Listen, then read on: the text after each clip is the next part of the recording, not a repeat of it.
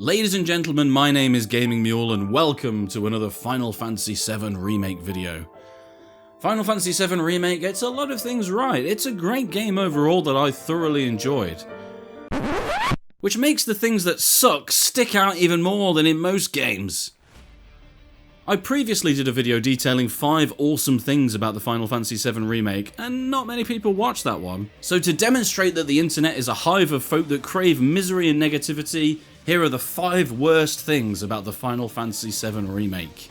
Please note there will be spoilers in this video, so if you haven't finished the game, I would recommend you check this video out afterwards, and with that out of the way, let's crack on. Number 1, aerial combat.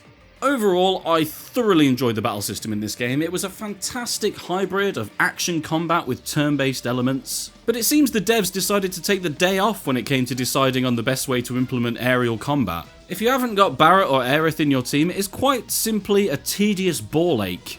Never before has the lack of a jump button been more apparent in a video game. If there is an aerial enemy, you have to wait until it stops thrashing around like a child off their tits on Panda Pops. And then if you are lucky enough, you might, just might, get 3 hits in with physical attacks.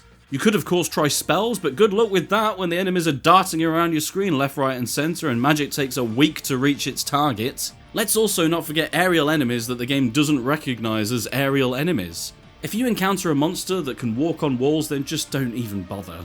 Slicing through trains and buildings that are hurled at Cloud whilst flying through the air, no problem mates! But a couple of poxy enemies 10 foot up a wall, no chance. Aerial combat can officially get in the bin. Number 2, not explaining things for new players. As a fan of the original and having played the game many times, I, like many of you watching, are extremely familiar with the characters of Final Fantasy VII. So when a character like Sephiroth or Zack rocks up, we don't need an introduction, we know their story, their motivations and their personalities. But this remake has brought in many new fans that have never played the original. Now of course in the original, during the Midgar section of the game, we don't see Sephiroth. The closest thing to encountering him is President Shinra being made into a shish kebab in his office, so I can appreciate why Square Enix would want to include him in flashbacks and as a vision and whatnot, as they would want us to see the main antagonist of the series. But when we first see him in the original, in the Nibelheim flashback, we find out why he is a bad guy and why he is a threat, and what his relationship to Cloud is. Or at least what Cloud thinks it is.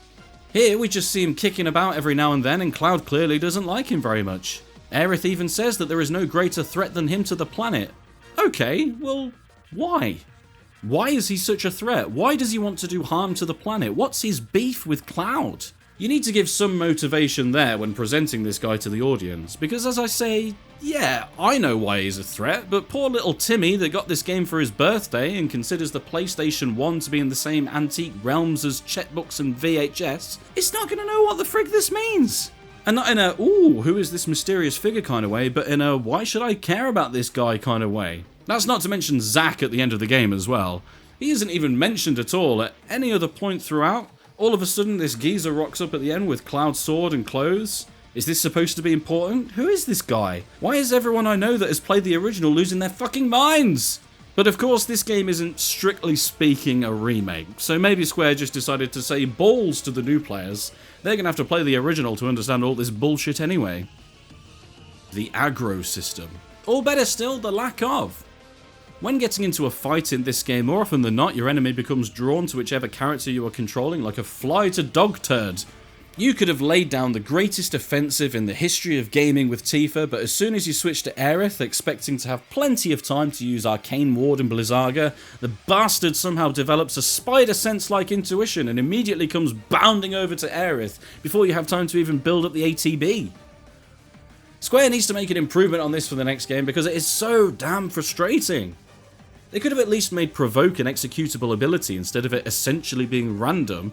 That could have mitigated some of these issues and actually made the combat somewhat more tactical. For me, the Aggro System made Aerith my least useful character in the game because her abilities were simply too high risk and often interrupted.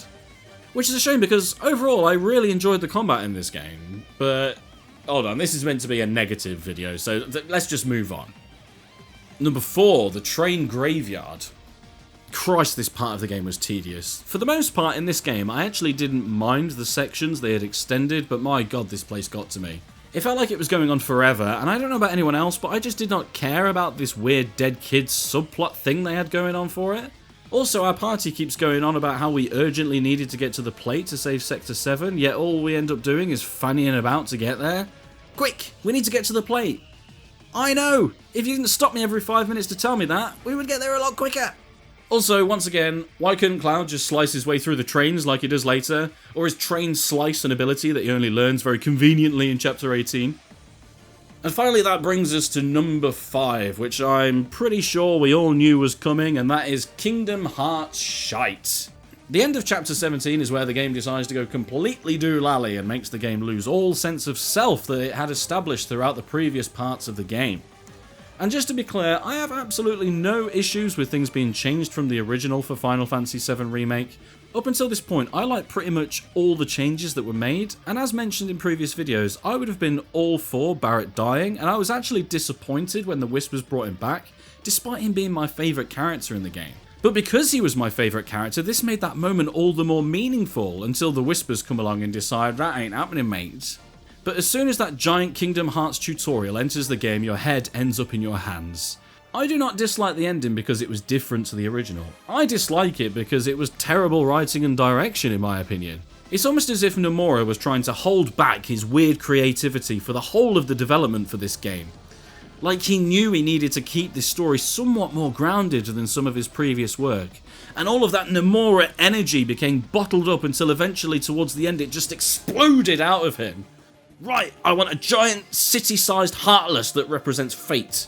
Should we save a Sephiroth fight until later in the series and build up to it more? Nah, throw him in! Stick some trains in the way to slice through as well, I love that. I want separate timelines, I want flashes of the future. What else do people love? Zack? Yeah, fuck it, throw him in as well, yas!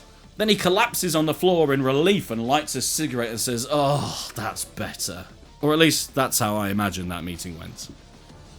My point is that this ending just doesn't fit. It completely changes the tone from what we had in the rest of the game, and from what I can see, the only purpose of this was to subvert people's expectations and to satisfy Nomura's need for utter ludicrousness.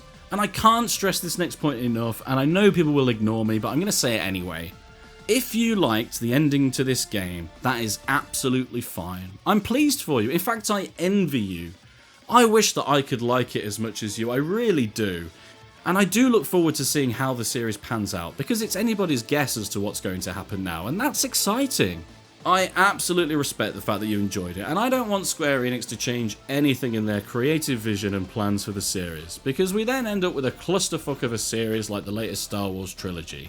So with that being said, please offer other people that didn't like it that same level of respect. We're all people, we all have opinions, it doesn't have to be a political statement or invoke an us versus them mentality. And always remember kids, opinions are like arseholes, we all have one. So that was the 5 worst things about the Final Fantasy VII Remake. Let me know your opinions in the comments. What did or didn't you like about the game? I try to respond to as many comments as I can, so don't be shy. And for more Final Fantasy content, be sure to hit that subscribe button and bell icon.